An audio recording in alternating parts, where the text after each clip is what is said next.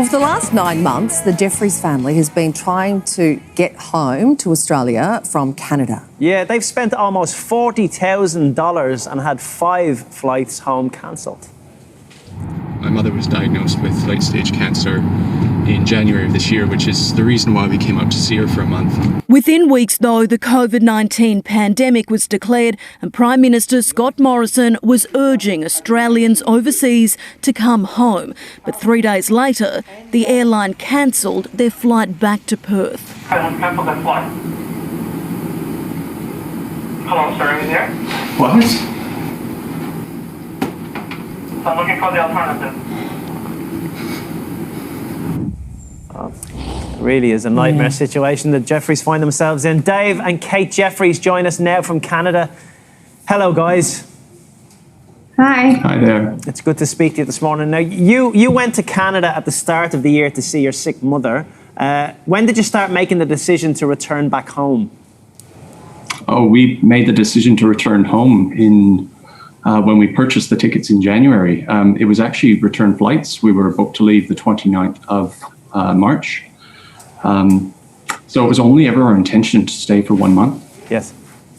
So you've booked 5 flights over the course of the year to try to get home, and at the last minute these flights have been cancelled. We saw in that clip that we played just the absolute frustration that you have been facing trying to get home. What's back here that you're desperate to get back to? Because it looks like you've got your family unit together. What is kind of here waiting for you when you get home?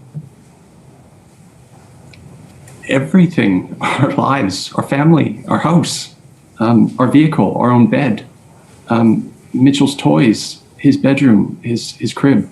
Our entire life is back in Australia.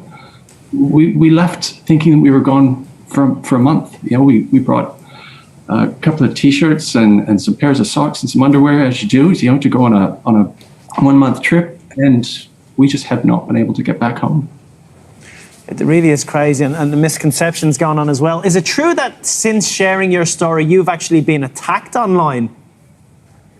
Yeah, certainly. I mean, as soon as you start and put yourself out there on social media, you are going to get some people that are deliberately cruel, and we've certainly seen a little bit of that. But what we see more often than not, and what really, really frustrates us, is just the misconceptions out there that we've had plenty of time to get home, which simply isn't true. I mean, we've as you said, we've had 5 cancelled flights. And the second misconception that's out there is that we want a free ride home. Yeah.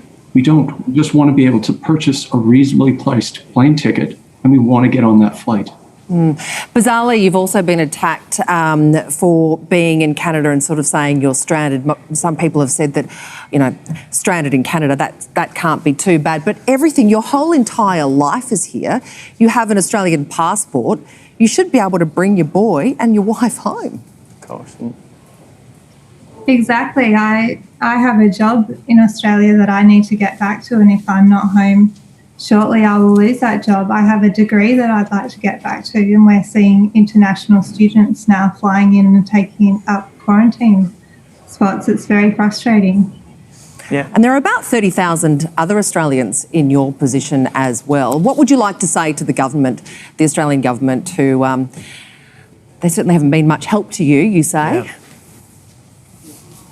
I think they just need to take control of the borders and quarantine and make a plan to prioritise bringing Australians home in a safe manner. We understood that initially border closures were a requirement, and we've supposedly learned a lot in 9 months, and we'd like them to apply that learning and come up with a plan to get us home. Do you feel let down, Kate? Very much so. I'm very disheartened through this experience. It's really changed my perspective on Australia.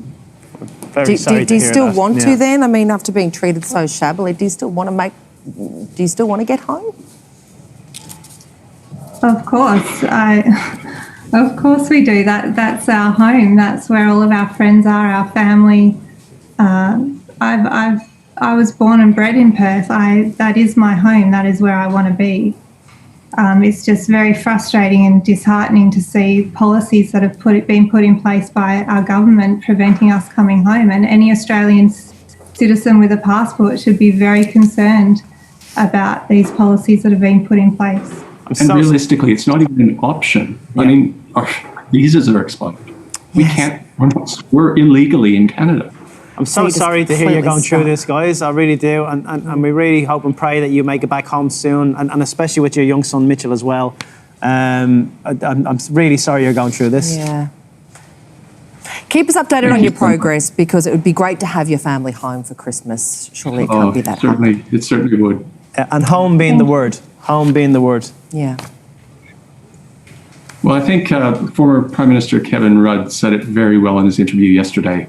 Where there's a will, there's a way. And the only thing that's lacking repatriating Australian citizens is a political will. And we hope that changes. Okay, Dave and Kate Jeffries, thanks for your time. We hope you get home very soon. Take care. Thank you so much. Thank you. Bye-bye. Now, up next, we're checking in with Doody, who is with some pretty special humans. Stay tuned to meet them.